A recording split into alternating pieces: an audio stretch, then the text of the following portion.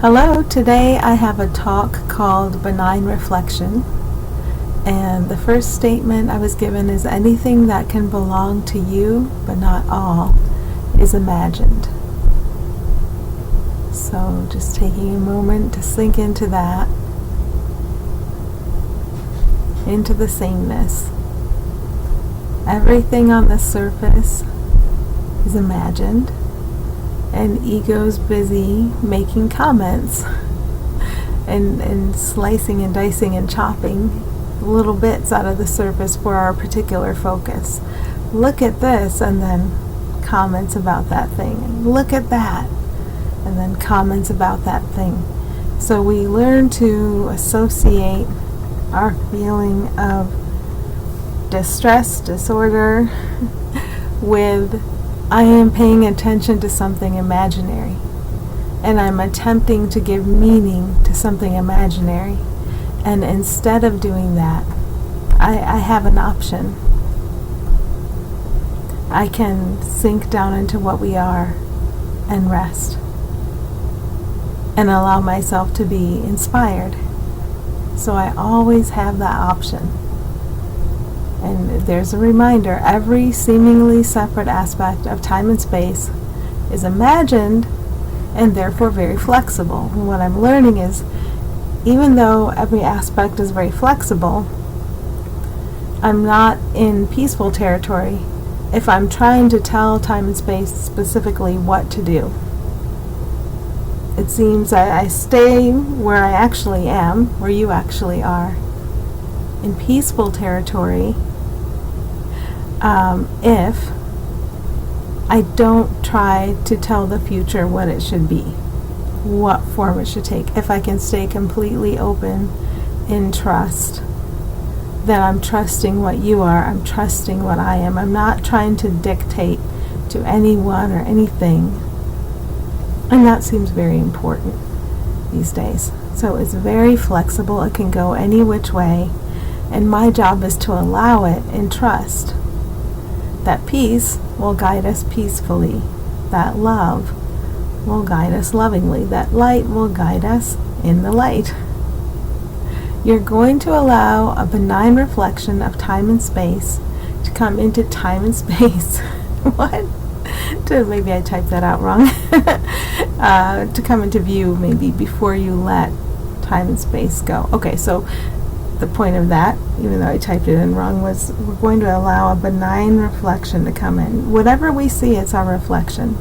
And if we see a reflection of disorder and chaos, we're thinking disorder and chaos, and we're just seeing a reflection of the thoughts we're believing. But as we stop believing thoughts from ego and learn to turn immediately toward thought from spirit, or just turn immediately into rest, then we allow the benign reflection of what we actually all are. Time and space can assume those forms that remind us immediately, you are all love, you are all light, you are all peace forever, you are all held in trust.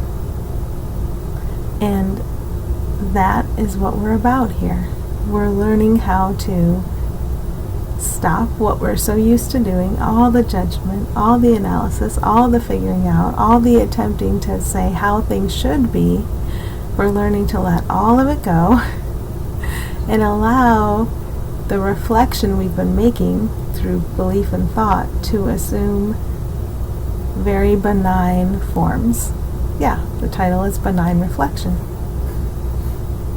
Time and space is just a mirror. This was being reinforced for me this morning.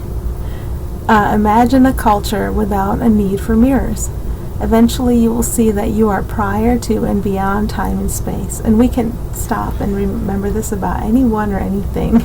This is prior to and beyond time and space, as it truly is, or this being is prior to and beyond time and space, as they truly are, or I am prior to and beyond time and space, as I truly am. You are prior to and beyond time and space, as you truly are.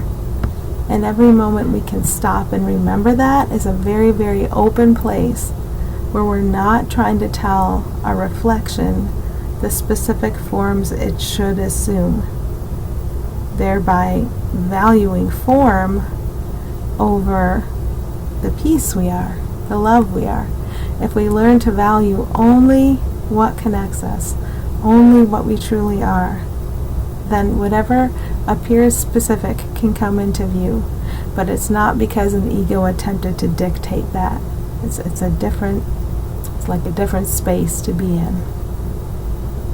So eventually you will see that you are prior to and beyond time and space, and you have no need for the time-space mirror. And that's when it passes away. You don't pass away. Eventually, the time-space mirror passes away because we never needed it. It's been the toy we've been playing with. And as we calm down and realize how innocent all of us are and how much we're all loved, then we let the reflection in the mirror calm down too. Today is for allowing the benign reflection of who and what we all are together forever. So if we forget the purpose for today, we can remember. It's for allowing the benign reflection of who and what we all are together forever. And if we have any particular thoughts blocking that, blocking the idea that we could all experience nothing but a benign reflection of what we truly are, then we just find those thoughts, set them aside, and remind ourselves. What we experience can be the most innocent, peaceful reflection of what all of us share, of what all of us truly are. What we are forever, what we are in eternity, what we experience, what we see. As long as we're not busy judging and analyzing it. And it's such a knee-jerk thing for us to judge and analyze. But that's okay, because it just gives us many opportunities during a day to stop, because we feel we're in analysis.